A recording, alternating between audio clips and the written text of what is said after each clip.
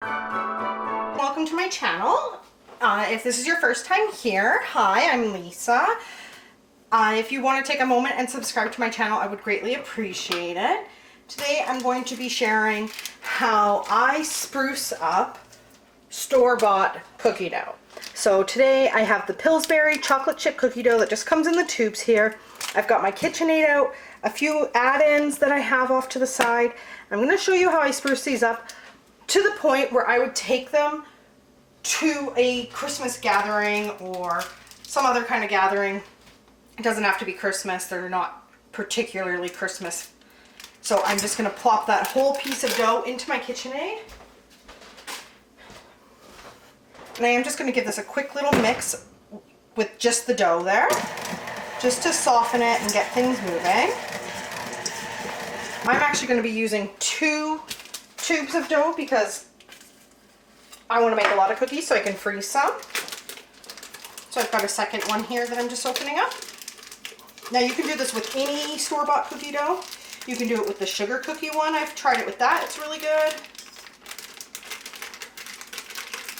Just make sure you get all that dough out. This one was sitting on the counter a little bit longer so it's softer. And again, just give that a quick mix just to kind of get it out of that log form. Okay, so now I've got a few different add-ins here. I call these candy bar cookies. So here I've got 6 of the little mini bite-sized Snickers that I just cut up into little cubes. So I cut each little bite-sized one in half, and then I cut it into 4 little pieces. You just kind of want them into like bite-size bits. We're going to toss those in. It's probably about a 1/4 cup. And then I've got about 2 tablespoons of shredded unsweetened coconut here.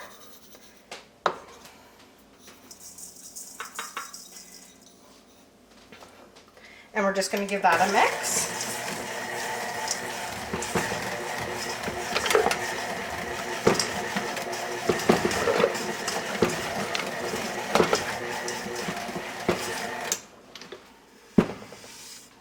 And I'm just grabbing a spatula and I'm going to make sure that everything's getting mixed really well together.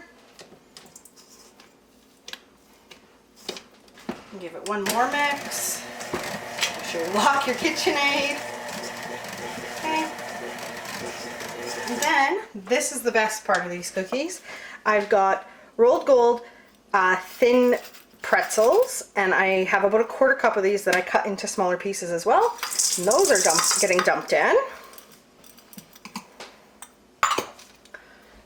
And this we're just going to put on stir because it's going to crush up your pretzels a little bit more. And you don't want them too crushed because you don't want them to be powder. So just a really quick mix there. Now make sure your hands are clean. Get all that dough off.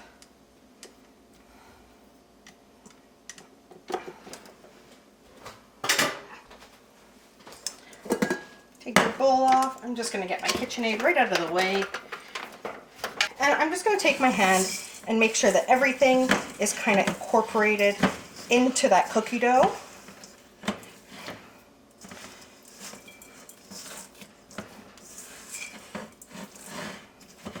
And as you can see, we've got a nice variety of different chunks in there. Now this is chocolate chips, so it has chocolate chips in it already. If it didn't, I would add more chocolate chips to it.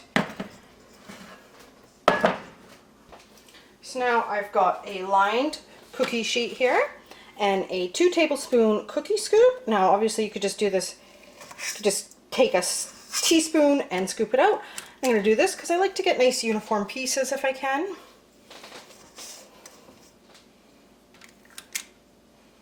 And I have it, so why not use it? Well, this is going to make about 3 dozen cookies, maybe a little bit more this time.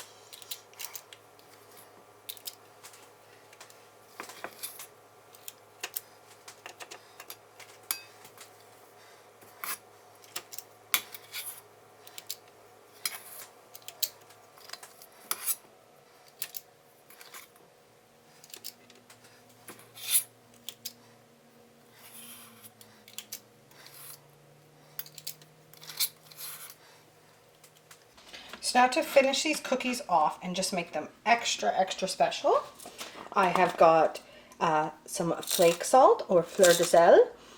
And I'm going to take just the little pieces of this and sprinkle it on top of these. Now you can push your cookies down a bit if you need to, like this one is sticking really up. So I'll push that down just a pinch. And like I said, just a couple little sprinkles on it.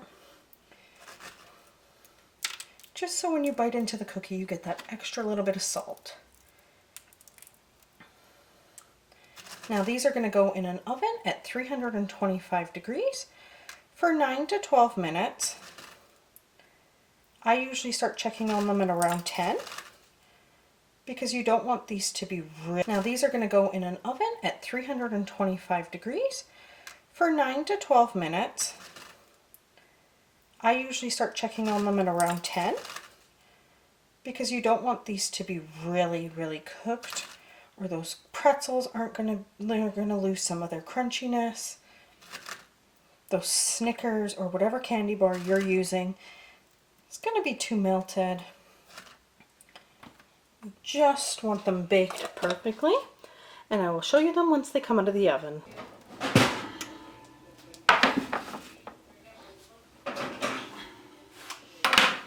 Now I'm going to let these cool on the counter for a bit, on the pans, and then we will put them on a cooling rack, and then we'll test them.